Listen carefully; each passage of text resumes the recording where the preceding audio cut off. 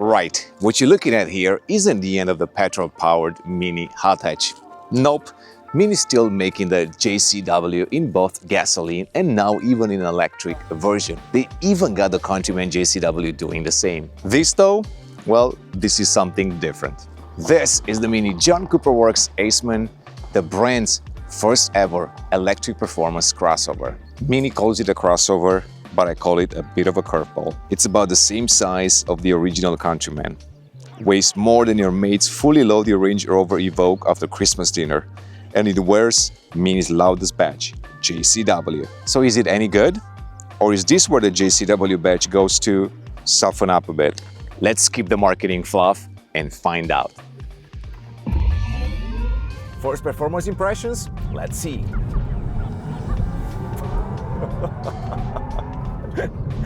Just silly fast, even though it's not as fast as the regular Cooper J01.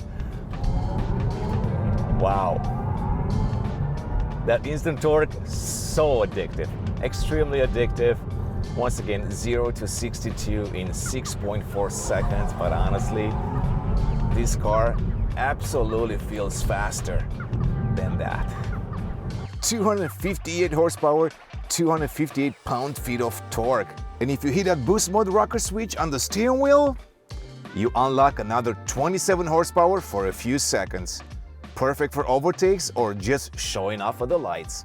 That's thanks to an all-new electric boost function specifically for the Mini electric JCW models. It kicks in when you activate Go-Kart Mode, part of the Mini's many experience modes, which I'll get to in a second. And the top speed, 124 miles per hour, finally breaking past Mini's usual 105 miles per hour limit for EVs. It might not match the 152 miles per hour of the petrol-powered F66 JCW, but it's the fastest electric Mini yet. So let's see if I can beat the 0 to 100 kilometers per hour time the Mini has coded, which is 6.4 seconds. I got the race box set up, fired up the app, as you can see right there, good to go. Launch control active, let's go!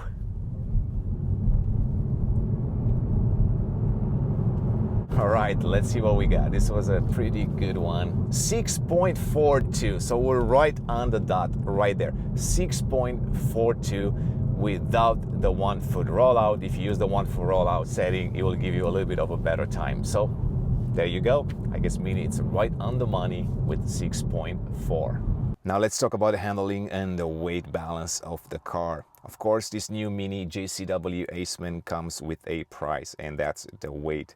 Nearly 4,000 pounds, about 1,000 more than the Cooper JCW hatch. But thanks to the battery sitting low in the chassis, the car feels planted and stable in corners. Sure, it's not as playful or twitchy as the smaller JCW hatch electric, but it feels more grown up, more refined, like Mini has been studying at the BMW M Performance School. And in the end, this is a car that sits in between the Cooper and the Countryman, so it will not feel as sporty as the smaller J01, for example, the electric version, and it definitely won't feel as heavy as the Countryman JCW electric. Compared to the Cooper electric, which I drove just yesterday on pretty much the same roads here in England, actually this car feels quite different. For starters, well, it's not as aggressive in driving as that car. Even the torque steering, when you do this, power, a lot more linear, smoother, and the torque steering, it's actually kept in check at the front. One note, I'm actually in the core mode, which is the softest mode out of all of them, and I'm going to talk about that in a second when I switch into the Go-Kart mode. Naturally, compared to the J01 JCW electric, there is a little bit more body roll because it's a crossover. Yet the best part, this car actually drives a lot nicer than the Countryman. Don't get me wrong, I love the Countryman. I feel like it's finally a grown-up SUV. It's more of a maxi Mini than ever. And I feel like for a very long time, Mini was playing in a very confused area. The previous generation Countryman was not a hot hatch, it was not an SUV, there were a lot of compromises. But I feel like with the new generation, they finally acknowledged that the Mini customers want something bigger, more practical, more of a family-oriented car, and that's the Countryman. And I'm glad that Mini actually offers that car with both a gasoline and also with an electric drivetrain. But I'm also quite happy that Mini decided to still stick to the formula of having a smaller crossover, and that's the Aceman. Unfortunately, this car, it's only sold as an electric, but I believe if they would have sold it as a gasoline, it would have been quite successful. Because this car, maybe it's not family oriented like the Countryman, but it can definitely serve as a family car as well. Sure, it doesn't have the same space as the crossover, but you're trading that space for a little bit more fun on the road. It's also a great value proposition for people that maybe don't want the G01 Cooper, which, you know, let's be honest, it's quite small by today's standards. In a way, that's great because the driving dynamics are phenomenal on that car. I've actually enjoyed that car a little bit more than the F66 JCW, despite the lack of sound. But in the end, it's still a small car. It is not a family car. It's a car for mostly single people or two people traveling together. It's a good daily driver, but don't expect to use that car for long trips. First of all, because the range it's a little bit lower, but also because you don't get a lot of space, both in the boot and in the cabin. And this is why I was a little bit sad when Mini announced that the Aceman SE, it's not coming to the US, same as this car. Well, it's made in China, so that's one of the reasons why not, with all these tariffs and all of that. But honestly, I feel like this would have been perfect in the US because there is a void in the market, especially for BMW Group, when it comes to a smallish crossover that's quite affordable. All right, now let's talk about the suspension and the chassis setup. It has the same sport suspension as the J01 Electric, and it's different than the adaptive suspension on the F66 gasoline-powered Cooper. Now, if you look at the Aceman SE, the base model, the JCW variant actually comes with stiffer springs, different bump stops, even the stabilizer bars are different, along with the roll bars. All these changes are meant to make the car a little bit stiffer as far as the driving experience. At the front, you're getting 30 minutes more negative camber, which helps quite a bit with turn-ins and also with the grip. Now let's talk about the driving modes and experience modes in the Mini Aceman JCW. The car has them all: Core, Green, Timeless, Go-Kart. There are actually 7 of them. Core mode, it's your everyday setup, giving you a balanced ride with clean, simple displays. If you want to get the best efficiency, well, that's the Green mode, which dials everything back, optimizing efficiency, dimming the lighting, and giving you a green themed display to remind you, well, you're saving the planet. But Go-Kart mode, that's where the JCW personality really shines. You get sportier chassis settings, performance-oriented displays, red ambient lighting, and a motorsport-inspired soundscape piped right into the cabin. And yes, this is the mode that unlocks that extra 27 horsepower boost or 20 kilowatts of power, turning this family-friendly crossover into something that feels a little bit more unhinged. Now let me switch into the Go-Kart mode and talk about this a little bit more. So you can use this experiences button right there. You can go into the Go-Kart mode, and now you can customize the car after getting that sound a little bit more. First off, you get this very cool looking screen, which is quite nice. It shows the power using, the torque as well, acceleration, very cool. You can further customize the Go-Kart mode, and if you go into the settings right there, you can see that you have drivetrain, driving dynamics, and the steering behavior. So let's go to sport. You can see you can have comfort or sport even in the Go-Kart mode. You can also customize the driving dynamics. You can see once again you can go from a Sport Plus, and DSC off. Sport Plus, it's your typical DTC mode that BMW has. Of course, DSC off, you turn off everything. Not always recommended because it can be tricky, let's be honest, especially with an electric car and so much power. You know, that front end will start to dance a little bit more, so you need to be careful. Steering behavior, you have comfort and sport. Well, if you're in the Go-Kart mode, might as well go for the sport setting right there. But let's talk about how these things change the character of the Mini Aceman JCW. First off, I was under the impression for a very long time that if you go from the core mode to the Go-Kart mode and you adjust all these settings, it will impact several factors on the car. But speaking to an engineer, his name is Patrick, very knowledgeable guy. He was in charge of the tuning of the J01 Cooper and the J05 Aceman. He was telling me that there is only one component, there is only one variable that actually changes once you go into the Go-Kart mode, and that's really the steering behavior only.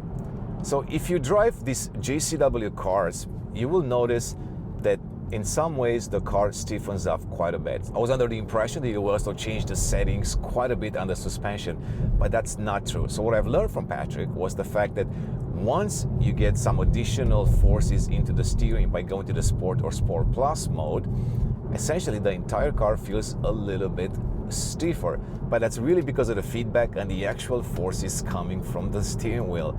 So there is no impact on the sport suspension whatsoever.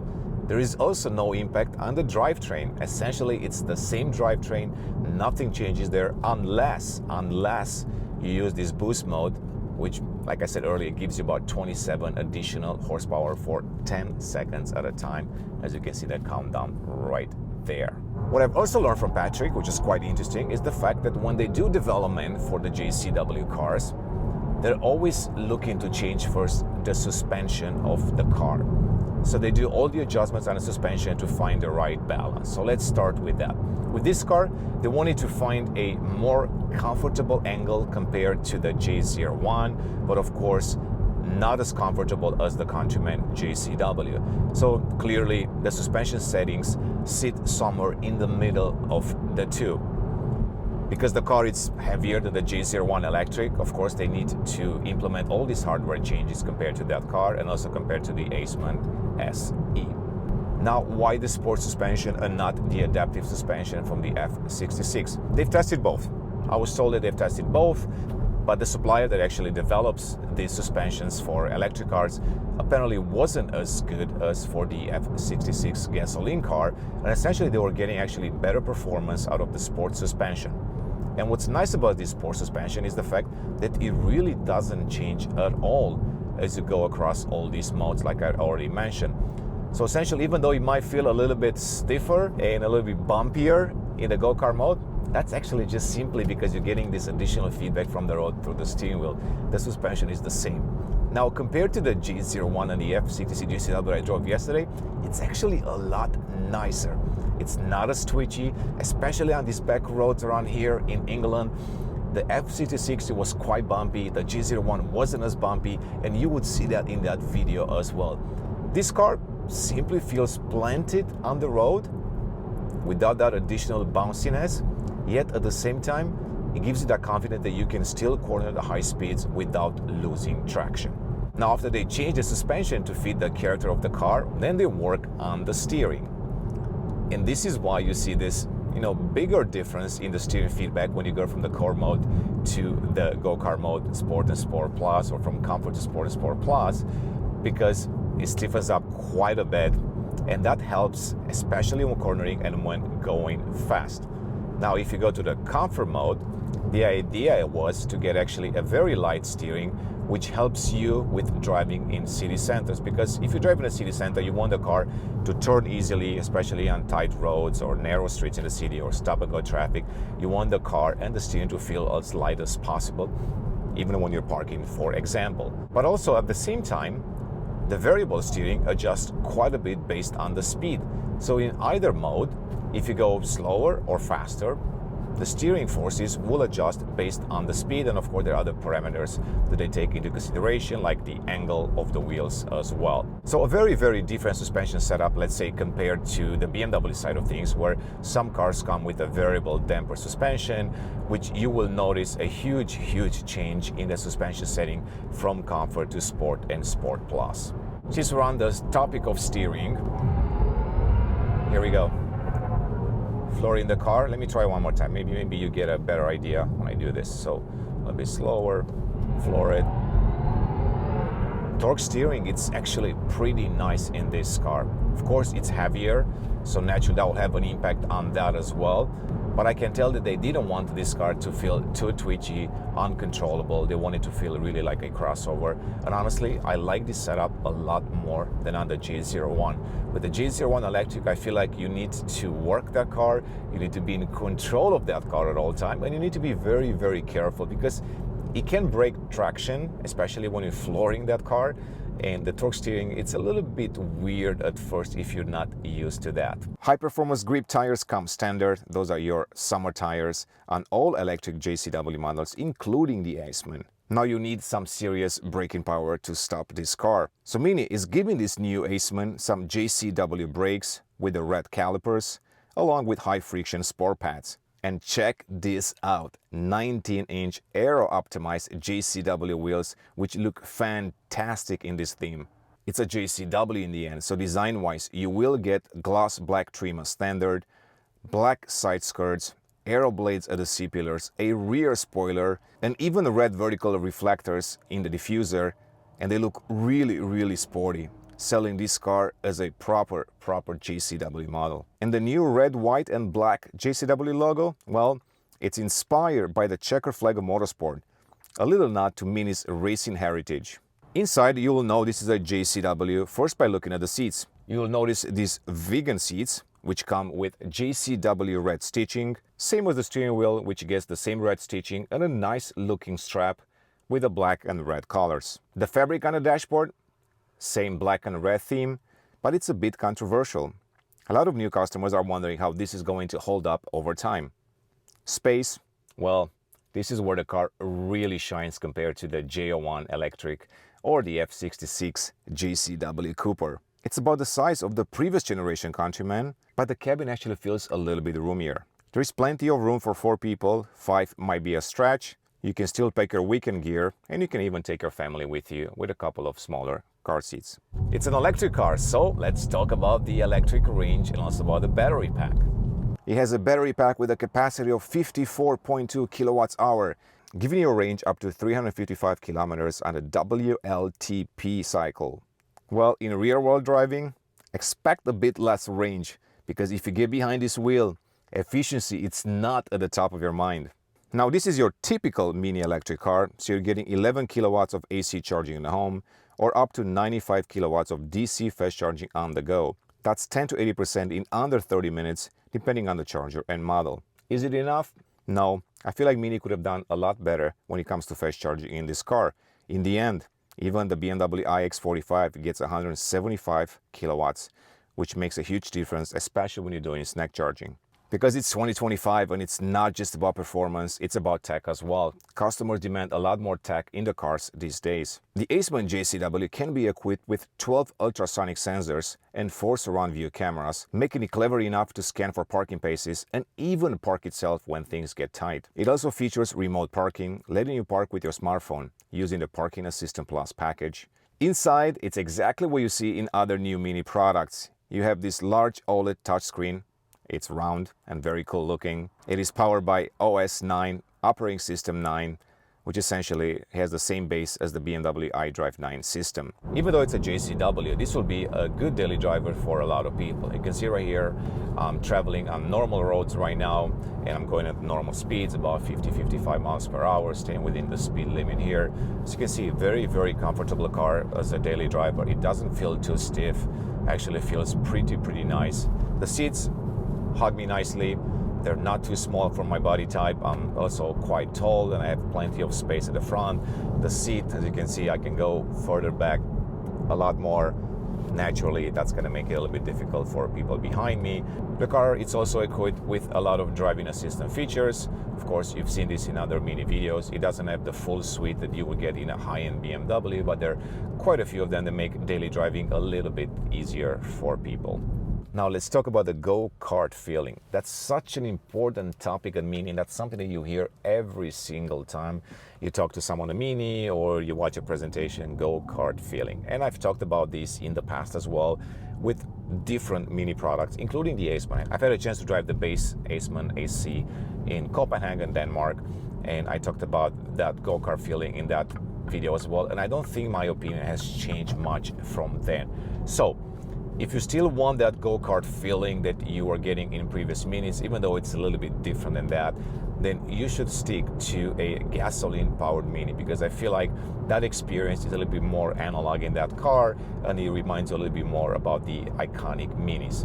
Now, when it comes to the electric Minis, and now with the JCW electric Minis, well, things are a little bit different. Yes, you still have that go-kart feeling at the front, but it is not as obvious. It is definitely not as engaging as it would be on an F66, for example.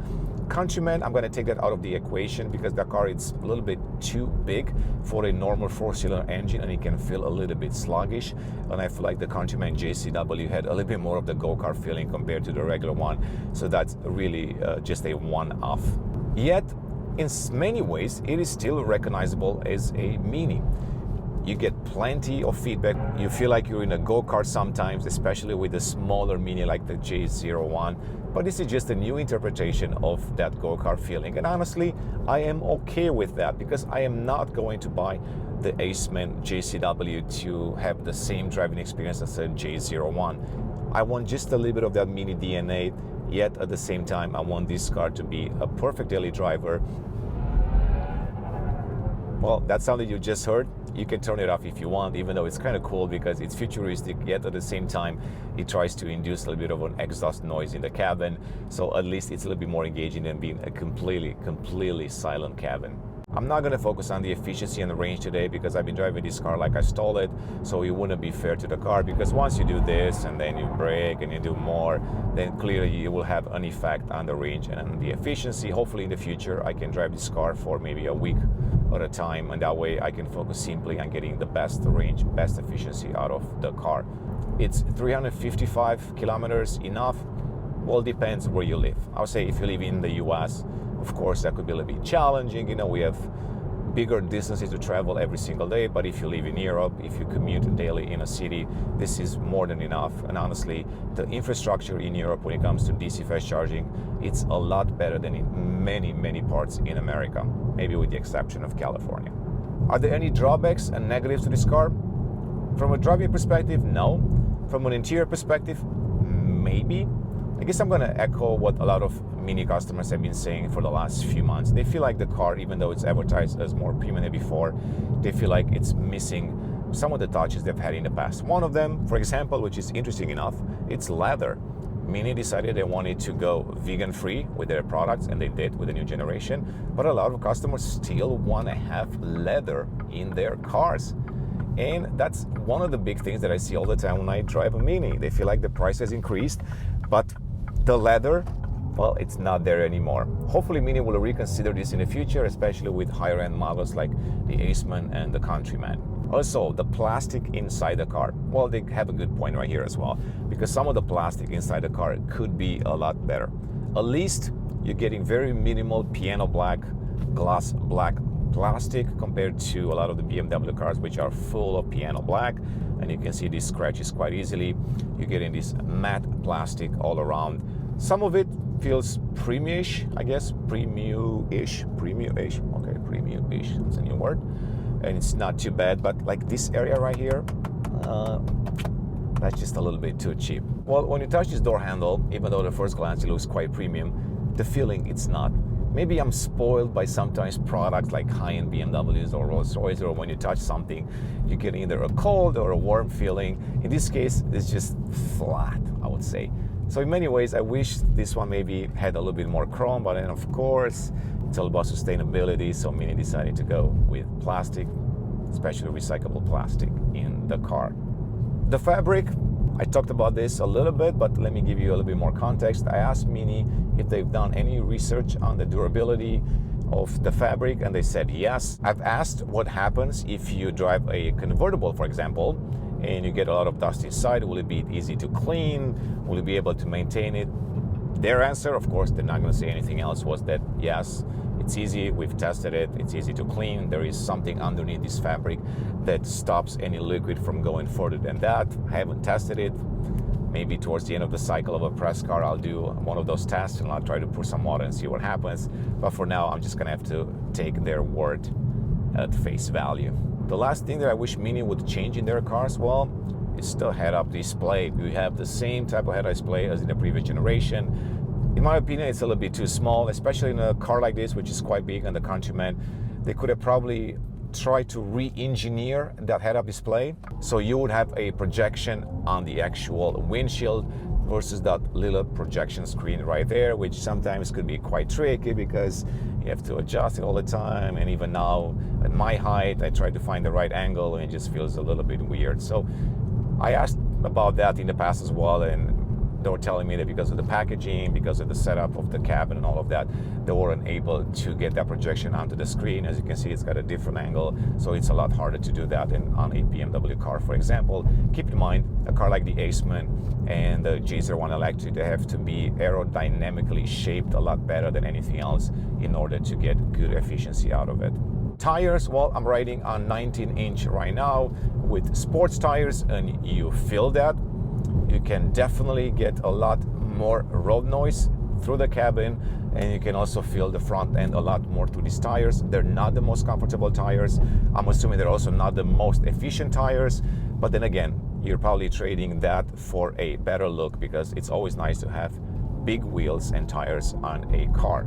All right, so I'm in a city center right now, or sort of. Let me switch back into the car mode, and actually let's do this. Let's keep the Go-Kart mode. Let's put everything into comfort and see how that changes. So driving an MX, still sport, steering behavior, comfort. Okay, so huge difference instantly. You can feel the forces in the steering changing quite a bit. And for example, right here, the car feels a lot easier to maneuver, a lot easier to turn in. And that's exactly the steering behavior that Patrick has explained. You can see simply turning in. Of course, the car keeps the same suspension as before, but the overall feedback coming from the road, it's not as aggressive and definitely a lot less. Of course, the mini Aceman JCW also comes with regenerative braking with 4 modes: adaptive, low, moderate, and high. All of these work quite well, but I wish the high setting would be a little bit stronger. Fortunately, you still have to go to the menu to change all these settings. I wish there were some switches or buttons on the steering wheel to be able to flip through them quickly. Now, if you're in stop and go traffic, like right now, for example, you can always use the B mode, which is the one pedal feel, the most aggressive setting of all of them. Essentially, it's exactly what you know from BMW. I'm assuming they're using a similar technology. And as you can see, you lift off and the car stops a lot sooner. This is quite useful because you're getting the best energy recovery for your battery pack, so that's great. It's also useful when you're learning how the car behaves to it, because you know you accelerate and then you know exactly how much distance will it take to stop from a certain speed. So that becomes quite useful because you actually end up using the brakes a lot less. I don't know the long-term impact, or if you're saving any of the brake pads over long term. That's a test that probably it's quite complicated to do, but in my opinion, it's quite useful to have this feature. I love using it. There is only one caveat. If it's too aggressive, like in other cars, then you will induce some motion sickness. So I always say this: be careful what you wish for, or be careful how you use it, especially if you travel with other people. The car also comes with a launch control, so essentially you're getting 3 different power outputs in this car. The max, it's 200 kilowatts or 258 horsepower, which is achieved with the launch control. Then you're getting 190 kilowatts when you're using the boost mode, and in the regular driving mode, if you will, you're getting 170 kilowatts. So Mini could have given this car a lot more power, a lot more torque, but considering the smallish, battery pack, usable, it's about 49.2, I believe, kilowatts hour. You would trade a lot on the efficiency and the range of the car, and I'm assuming this was the right balance. Looks wise, well, the Aceman has been criticized quite a bit when it came out, because people feel like, well, it's not that really much of a Mini. It doesn't really look like a Mini, even though if you look up close, you will see a lot of the elements from the Countryman and from the Cooper as well. And once again, I'm okay with that. I don't want all the Minis to look the same. In fact, I've been telling them this over the last few years, and even to the new head of design, I wish Mini was a little bit bolder, even bolder than this, coming up with new products that maybe stray away, they move away from the Mini DNA to just give us something new. You don't want to have the same products over and over every few years, or with the last generation, I think it lasted almost 10 years just to come out with a Cooper that kind of looks the same. Same platform, same all of it. So I'm actually quite happy that they gave this car this design. I like it quite a bit. I feel like it looks mature, it looks grown up in many ways, still looks like a Mini, and it's playful, especially when you drive it. In the end, this is a very compelling product. I never thought I'm going to be a fan of the Aceman compared to all the other new products, and while I truly enjoy having that gasoline-powered Cooper, it's always nice. It feels more raw, even though there is no manual transmission. It's kind of nice to use the shift paddles and all of that. I enjoy this car quite a bit. And once again, I'm quite sad that we don't get it in the US. I don't know how successful it would have been in the US, considering all the political issues going on right now and all the tariffs and everything else. But personally, I would have loved to have this car because it fits my style, it fits my driving behavior, it fits my daily driving routine, and I think this would have been perfect for myself. I drive an i4, which is nice, very capable car, but space-wise, yeah, this is a little bit better. Is this the future of mini performance? Honestly, it just might be. It's fast, it's smooth, it's a grown-up car. And it finally feels like Mini has figured out how to make electric cars quite fun to drive. Sure, in the end, I would love to see a dual motor setup all-wheel drive with a bit more range as well. But for the first step, this is not bad at all. Sure, I would love to see a dual motor setup with all-wheel drive and a bit more range. But this is a cracking first step. So what do you think? Is this the JCW you've been waiting for? Or are you going to hold out for something else? Let me know in the comments below. And as always, thanks for watching, and we'll see you in the next one.